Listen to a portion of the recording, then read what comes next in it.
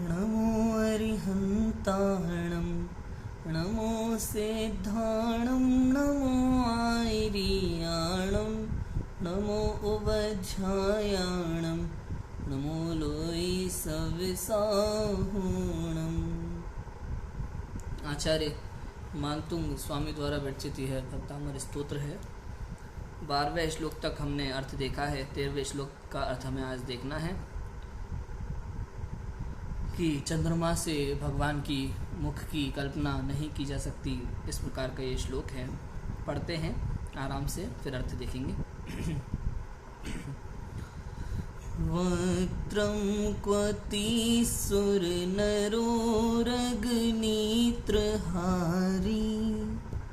निःशेष निर्जित जगत्त्रितयोपमानम्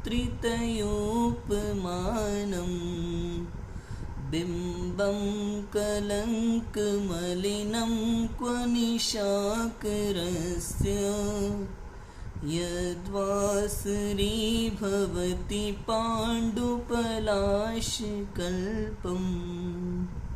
क्या लिखा है? वक्त्रम, वक्त्रम माने मुख, वक्त्रम माने होता है मुख, चेहरा, फेस।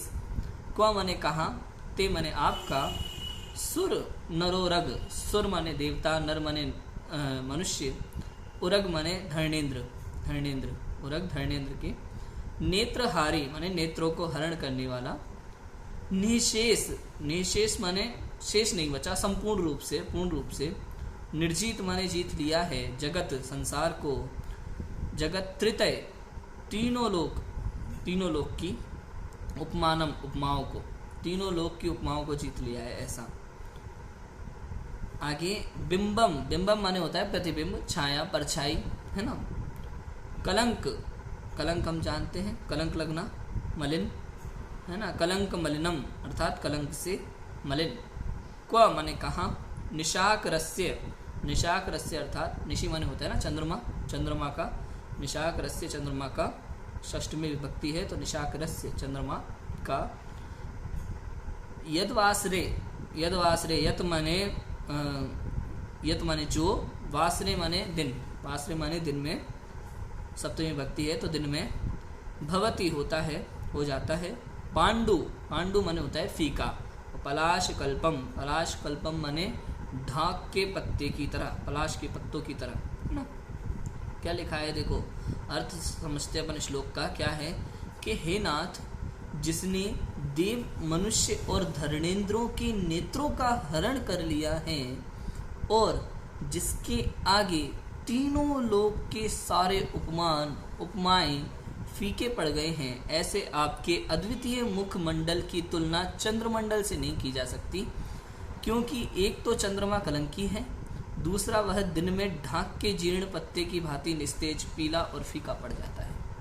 अर्थ क्या है कहने का कि हम संसार में कई चीज़ों को उपमाएं देते हैं उत्कृष्ट बताने के लिए, नहीं देते कि हिरनी जैसी चाल है, कमल के पत्ते, वो तरह तरह के उदाहरण देते हैं, इसके जैसी आंखें, इसके जैसी नाक और इसके जैसा वो, मुखमंडल के लिए हम अलग अलग तरह की उपमाएं देते हैं संसार में। किंतु जिनेंद्र देव का मुख इतना अद्वितीय है, इतना सुंदर है कि इस संसार में उतना सुंदर कुछ दूसरा है ही नहीं कि जिससे हम आपकी उपमा दे सके।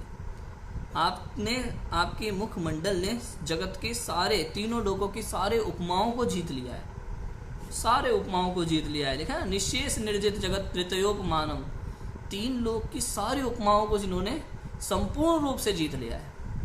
समझ आया? चंद्रमा की उपमा हम क्यों नहीं दे सकते? समस्त संसार चंद्रमा की उपमा देता है, खासकर स्त्रियों को, कन्याओं को तो विशेष रूप से।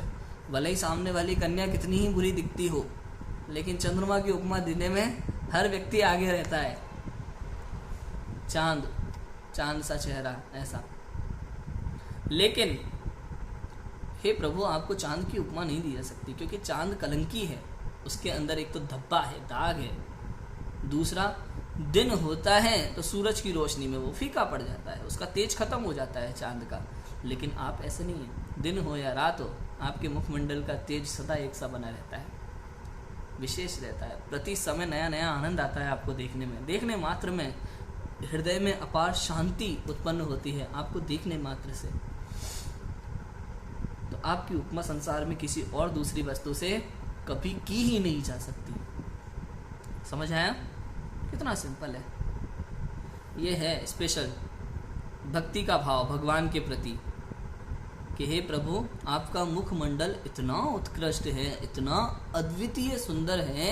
अद्वितीय मतलब क्या होता है? अद्वितीय मतलब अ माने नहीं है, द्वितीय मतलब दूसरा। आपके जैसा दूसरा कोई है ही नहीं, कोई नहीं है इस संसार में दूसरा कि जिससे आपकी उपमा दी जा सके, उपमा भी दी जा सके कि वो उसके जैसा थोड़ा बहुत तो लगता होगा, ऐसा बिल्कुल नहीं है। पहले इसके पहले वाले श्लोक में कह दिया था ना, 12वें श्लोक में, कि आपका रूप इतना सुंदर है कि जिन पुद्गल परमाणुओं से आपका परमाधारिक शरीर बना होगा, वो पुद्गल परमाणु इतने उत्कृष्ट पुद्गल परमाणु उतने ही थे संसार में, दूसरे और थे ही नहीं। यदि और भी होते तो कहीं और वैसा सुंदर रूप किसी का दिखना चाहिए था, लेकिन नहीं दिखता।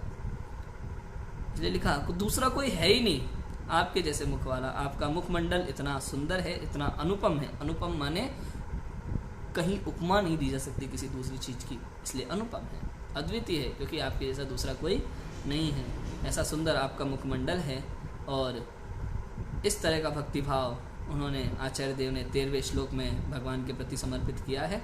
इसके बाद हम 14वें श्लोक का अर्थ देखेंगे। बहुत सिंपल अर्थ हैं, समझने लायक हैं। भक्ति के भाव से ओतप्रोत है भक्तामर स्तोत्र। 13वें श्लोक का अर्थ अभी हमने देखा, अब हम 14वें श्लोक का अर्थ देखेंगे। अभी की बात को विराम देते हैं। ओम नमः सिद्धि।